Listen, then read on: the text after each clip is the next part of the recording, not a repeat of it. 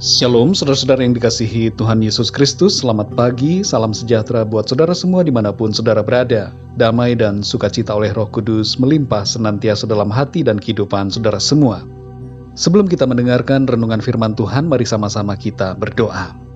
Bapa kami yang di sorga, Bapa di dalam nama Tuhan Yesus Kristus, kami mengucap syukur oleh karena kemurahan-Mu, pimpinan dan penyertaan-Mu di sepanjang malam hingga pagi hari ini.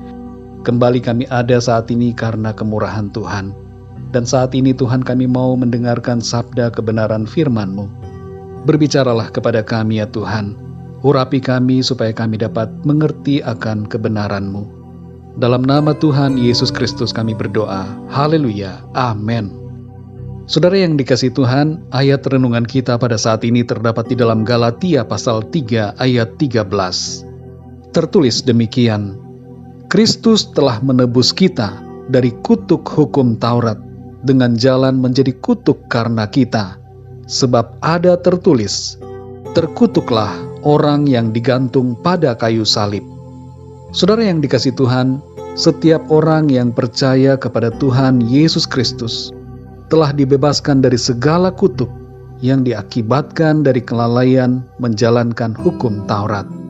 Sebenarnya saudara, semua kita manusia telah berada di bawah ancaman kutuk hukum Taurat oleh karena dosa-dosa kita. Tapi semua kutukan itu telah ditanggung oleh Tuhan Yesus di atas salib. Disebutkan dalam ayat ini bahwa orang yang tergantung pada kayu salib adalah orang yang terkutuk. Inilah yang dilakukan oleh Tuhan Yesus. Ia memberikan dirinya disalib untuk menggenapi ayat ini, menjadi terkutuk karena kita. Meskipun ia tidak layak mendapatkan hukuman itu, ia menjadi terkutuk supaya kita diberkati. Ia dihukum supaya kita dibebaskan.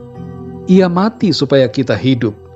Ia berkorban supaya kita diselamatkan.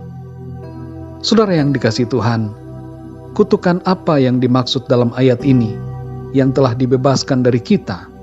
Untuk lebih mengerti hal ini, mari kita mengambil contoh dalam kehidupan keseharian kita. Sebuah contoh sederhana dalam kehidupan bernegara. Pemerintah negara membuat aturan, dan setiap aturan harus ditaati oleh warga negara maupun orang asing yang berada dalam wilayah kedaulatan sebuah negara.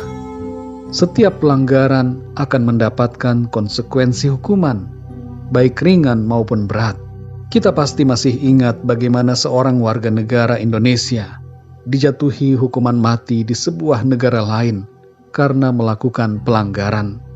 Dan agar terbebas dari hukuman itu, harus ada suatu tebusan yang sangat besar nilainya yang harus diberikan.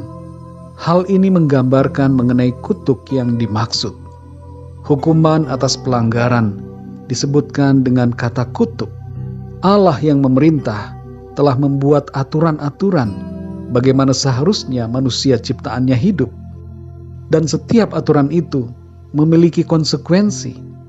Setiap pelanggaran akan berakibat kematian, terpisah dari Allah, sebab Allah itu kudus. Dan kematian yang dialami bukan sekedar kematian biasa, tapi kematian yang kekal. Dalam Roma 6 ayat 23 dikatakan, sebab upah dosa ialah maut. Dan dalam Roma 3 ayat 23 tertulis, karena semua orang telah berbuat dosa dan telah kehilangan kemuliaan Allah. Semua orang, termasuk saudara dan saya, telah berbuat dosa.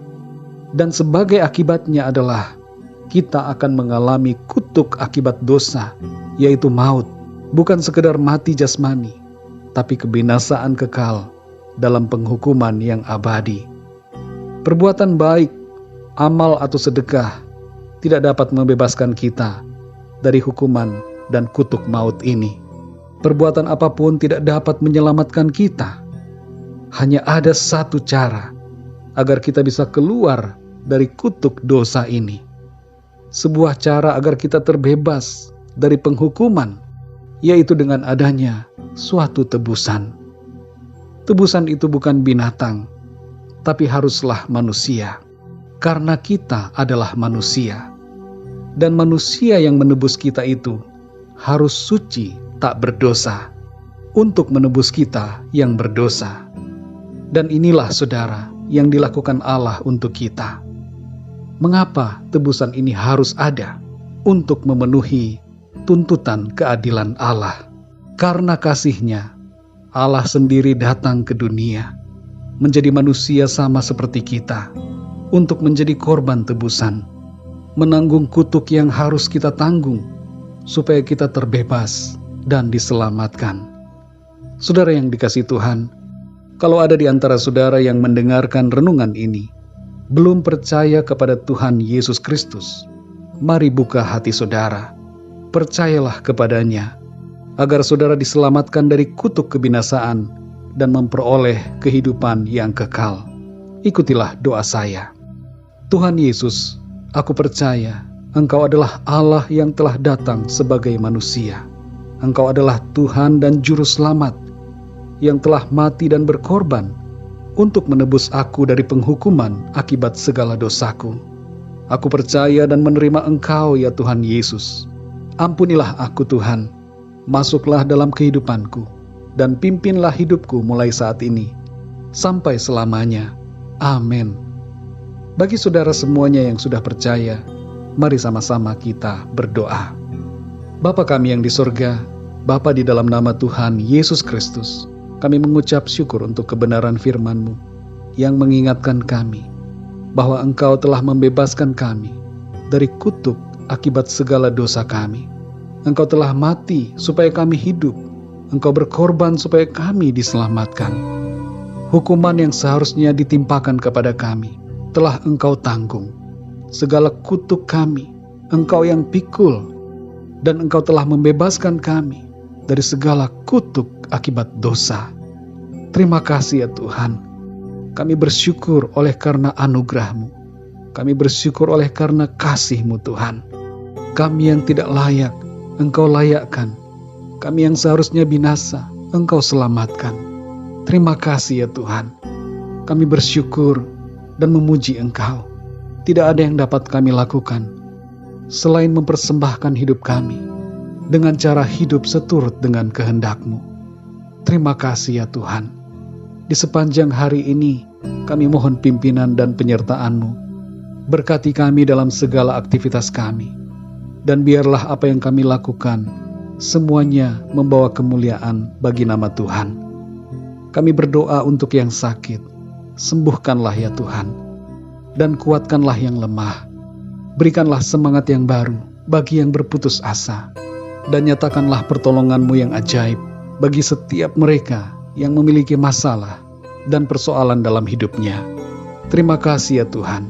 Kami serahkan semuanya ke dalam tangan kasih-Mu. Dalam nama Tuhan Yesus Kristus, Tuhan dan Juru Selamat kami berdoa dan mengucap syukur. Haleluya. Amin. Puji Tuhan, saudara yang dikasihi Tuhan, saya percaya firman Tuhan menjadi berkat dan kekuatan buat saudara semua, dan Roh Kudus akan menolong saudara untuk lebih lagi memahami kebenaran firman Tuhan. Tuhan Yesus memberkati saudara semua. Sampai jumpa dalam renungan yang berikutnya. Haleluya.